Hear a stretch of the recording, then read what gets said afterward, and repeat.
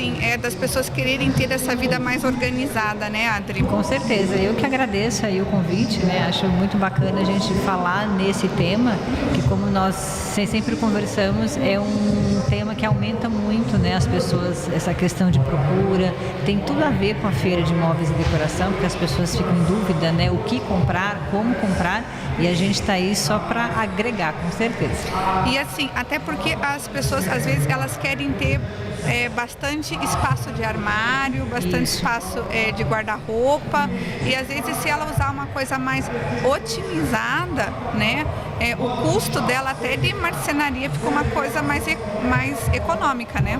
Exatamente, e como o meu e o seu, né, a gente sempre dá essas dicas porque sabe que é dinheiro, é custo, e muitas vezes tem a questão do espaço, né, a questão do acervo, então cada um é cada um, e as pessoas ainda têm essa coisa, né, não, mas eu vi assim com fulano, então eu quero ter também, e a gente sempre bate nessa tecla que a pessoa estude o que ela tem, estude o acervo dela, para que seja um móvel assertivo, né?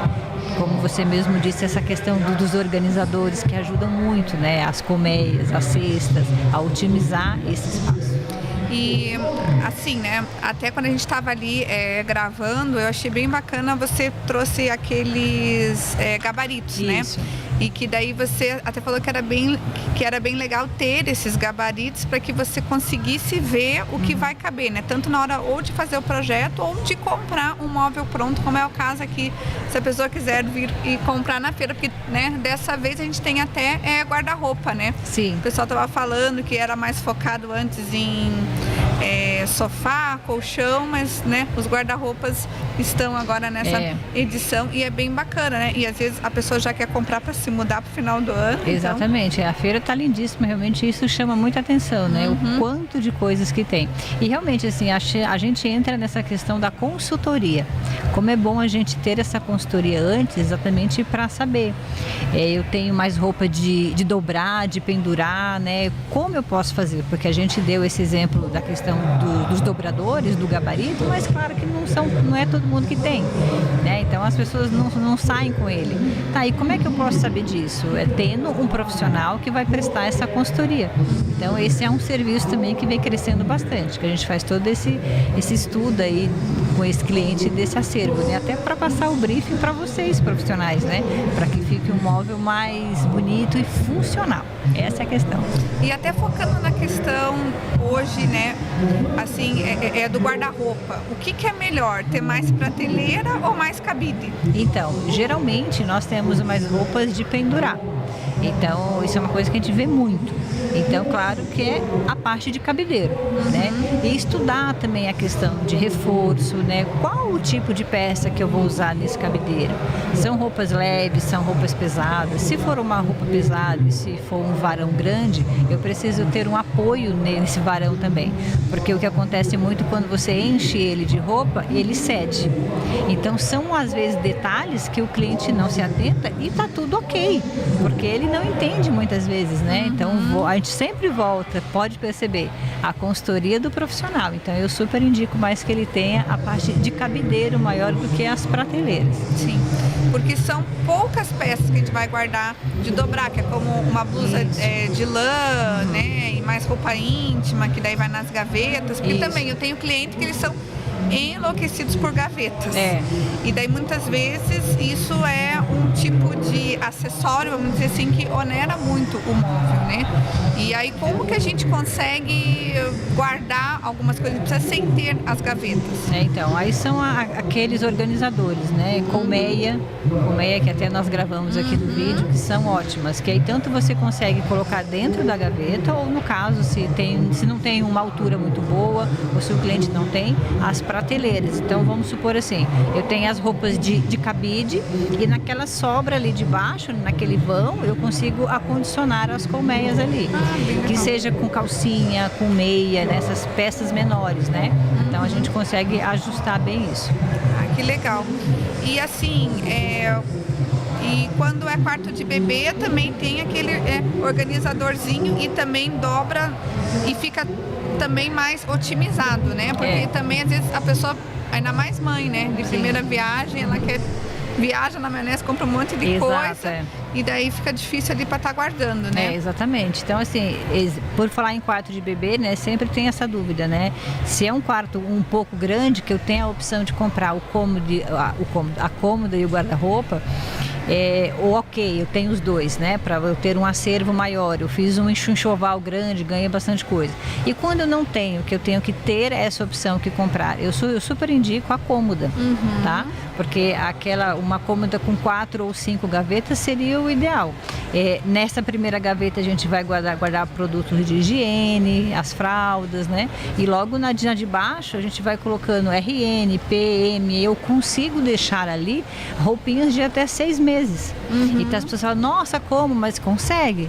Porque não é um grande acervo, são roupas funcionais, não tem aqueles babados que a gente gosta de comprar, como você falou. Mãe de primeira viagem, eu fui, você também foi, né? E você que está acompanhando também. Mas precisamos ter roupas básicas. Então essa questão ela acaba sendo muito econômica.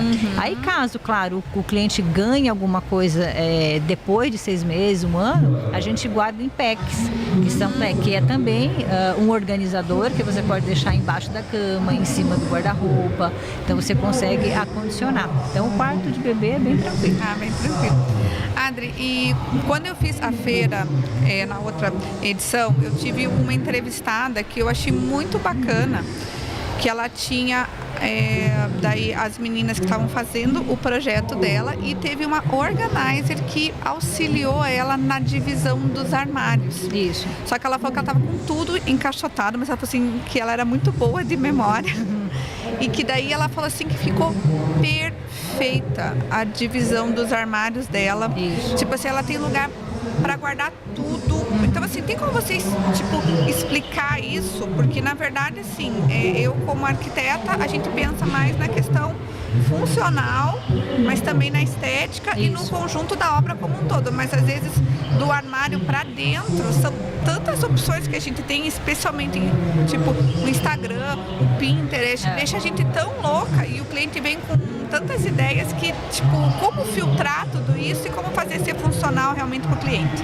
Exatamente. Então, esse é um serviço de briefing que a gente fala, né? É um serviço que a gente presta a vocês profissionais, tanto por design de interiores também, para loja de imóveis, que ele é super bacana, porque a gente fala que nós otimizamos o tempo de vocês. E daí, assim, o profissional vai lá, ele fecha o projeto, em seguida vai a personal organizer dele. E daí eu vou fazer a conta de todo esse acervo que o cliente tem. Então eu vou até a casa dele, vou contar quantas calças, quantas blusas, eu vou entender com esse cliente o que ele não tem, que ele almeja ter, o que ele tem hoje que não agrada a ele, né? Saber como é que estão essa roupa de pendurar, dobrar, e aí em cima de todo esse briefing de altura, de bota, né, que a gente faz, tudo isso passa para o papel e depois passa para vocês. Então fica muito mais fácil ter essa parceria. Um armário muito mais funcional. Exato, porque vai chegar um móvel para o cliente personalizado, coisa que hoje não chega. De 10 projetos que eu faço, 8 são assim.